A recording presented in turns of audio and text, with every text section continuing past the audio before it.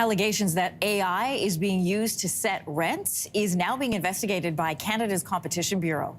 The agency has concerns that landlords are using an AI program in ways that could increase rent prices and decrease competition.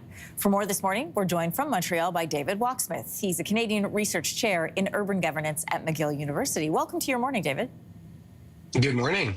So this lawsuit, or proposed lawsuit, is being launched by Canadian tenants. They propose 15 companies used an AI tool that's called Yieldstar to raise rental prices. First of all, how does Yieldstar work? Well, it's software that landlords can use to get advice, quote unquote, on what level they should set their rents at and whether they should be offering the units or keeping them vacant. The allegation, which is already being pursued in the United States pretty aggressively by the Department of Justice, is that Yieldstar lets big landlords operate like a cartel because it takes all their information and figures out what would be the correct rents to set to make everybody better off, all the landlords better off, and avoid competition between landlords. Yeah, Yieldstar, you just mentioned this, is facing this legal challenge south of the border, and you actually provided research for a class action lawsuit against its creator, RealPage, in the States. What effect is Yieldstar having on renters there? Well, it's still being hashed out in court, but the basic allegation is that normally landlords need to compete against each other. And, one of the reasons why rents aren't going to be maybe sky high is because one landlord has to fear that if they ask for a rent that's too high, they'll get undercut by a competitor. What seems to be what was happening in the States with Yieldstar is that it was allowing landlords to operate, as I said, like a cartel, which meant they could raise their prices much higher than they otherwise would have been able to because they knew they weren't going to get undercut by their competitors because their competitors were also using Yieldstar to raise their rents really high as well. Yeah. So if landlords don't have to fear competition, they all get to raise rents a lot and tenants suffer.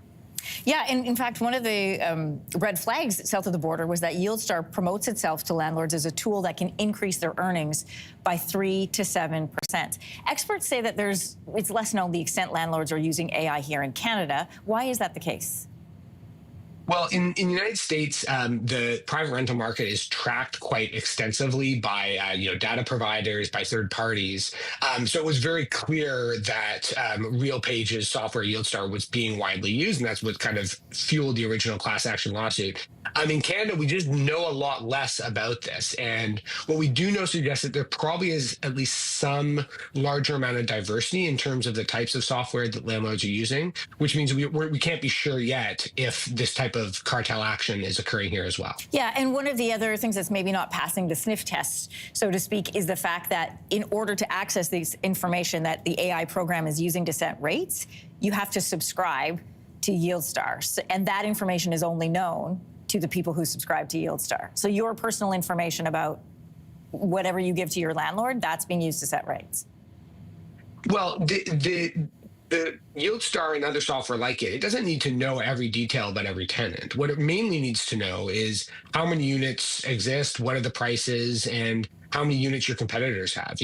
It's enough if I'm a landlord and I'm contemplating, should I raise the rent by 5% or by 10%? If I know that I'm using the same software that all my competitors are using in the same market, it doesn't matter, the names of the tenants or how long they've been there. Yeah. The important point is just getting all the pricing for all the different buildings, kind of in a single piece of software. Yeah, with the idea being that competition allows, ultimately, it's supposed to be better for the consumer.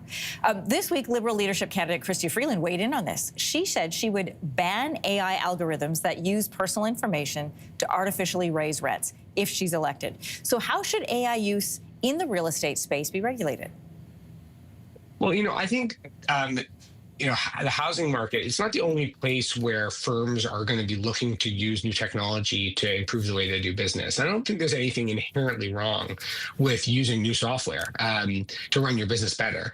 The problem is if AI is enabling activity which is actually already illegal, then we've got trouble. So, for example, there are pretty clear allegations in Canada that landlords are starting to use AI to find out who has put a case in front of one of the provincial housing courts trying to stand up for their rights as a tenant and then refuse to rent apartments to those people. That should be be illegal, not so much the fact that the AI tool is being used to arrive at that form of discrimination. So I think the key point is no cartels, no illegal collusion, no discrimination against tenants. AI may be the kind of means to get there, but it's, what we should be focusing on is the anti-competitive, anti-consumer behaviors. Thanks for clearing that up for us. David Walksmith, Canada Research Chair in Urban Governance at McGill University. Great to have you. Thanks very much. If you like that video, make sure to subscribe to the Your Morning YouTube feed, where you can find all kinds of new content posted every weekday morning.